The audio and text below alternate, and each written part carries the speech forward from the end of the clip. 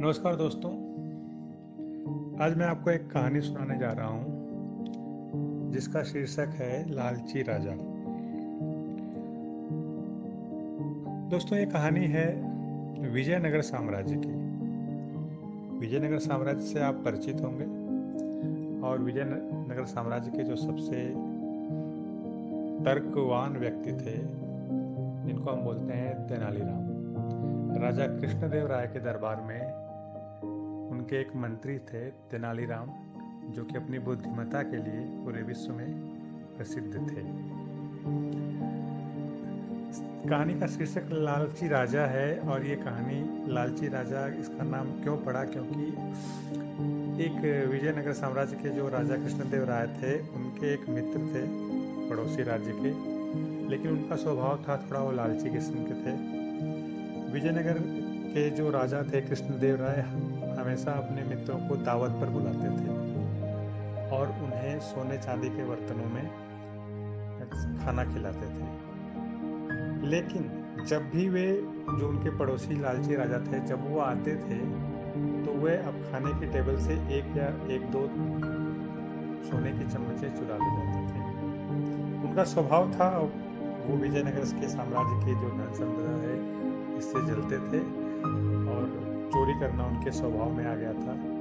कृष्णदेव राय इस बात को उन्होंने नोटिस किया, वह जान गए कि ऐसा ये राजा कर रहे हैं, लेकिन वह उस राजा को सबके सामने बेइज्जत नहीं करना चाहते थे, अपमानित नहीं करना चाहते थे। इसलिए उन्होंने ये बात तेनालीराम को बताई कि ऐसा ऐसा है, वह जो राजा है मेरा मित्र, जब भी वह खाने पर आता है तो वह सोने की चम्मचें चुरा के यहाँ से ले जाता है। तेनालीराम के मस्तिष्क में एक विचार आया, एक आइडिया आया। उन्होंने बोला, ठीक है महाराज, जब आप अगली बार दावत पर बुलाइएगा तो आप मुझे भी बुलाइएगा, मैं भी उस दावत में शामिल होना चाहता हूँ। तो राजा ने कहा ठीक है। अब अगली बार दावत पर बुलाया गया सारे राजाओं को, उस लालची राजा जो था उसको भी बुलाया गया।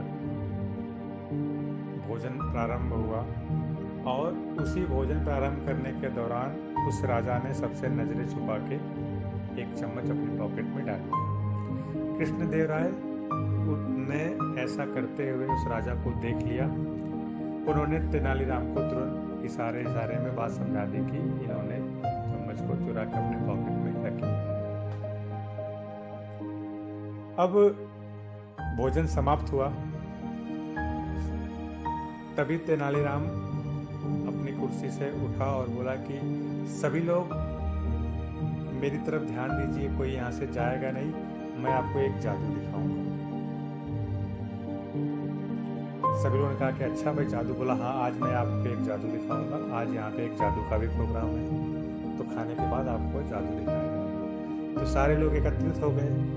तेनालीराम ने कहा कि ठीक है, तो मेरा जादू ये है कि तेनालीराम ने उस खाने की टेबल से एक सोने का चम्मच उठाया और बोला कि देखिए ये एक सोने का चम्मच है, सबको दिख रहा है। सभी ने बोला हाँ ये सबको दिख रहा है।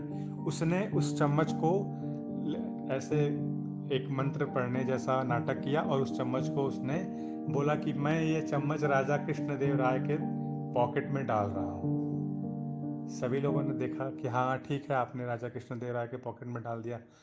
उसने बोला देखो, मैं इस चम्मच को राजा कृष्णदेव राय के पॉकेट में डाल रहा हूँ।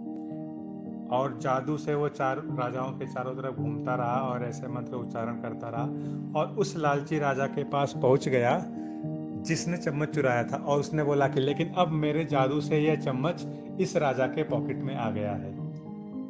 तो राजा ने अपने पॉकेट में से चम्मच निकाली, देखिए आपके पॉकेट में सोने का चम्मच आ गया है। अब वो राजा बड़ा शर्मिंदा हुआ, उसने सारा इशारा समझ लिया कि तेनालीराम क्या कहना चाहता है। इशारों में उसे उसकी गलती का, उसकी चोरी का एहसास करा रहा है। राजा ने चुपचाप अपने पॉकेट से में हाथ डाला और चम्मच निकाल के तेनालीराम के हाथ में रख दिया। सारे राजा खुशी से ताली बजाने लगे कि वाह क्या जादू था, कृष्णदेव राय के पॉकेट में सोने का चम्मच पड़ा और निकला दूसरे राजा के पॉकेट से।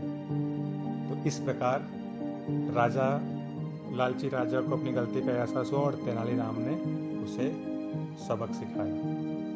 तो मैं उम्मीद करता हूँ कि ये कहानी भी आपको पसंद आई होगी मेरी पुरानी कहानियों की तरह। धन्यवाद।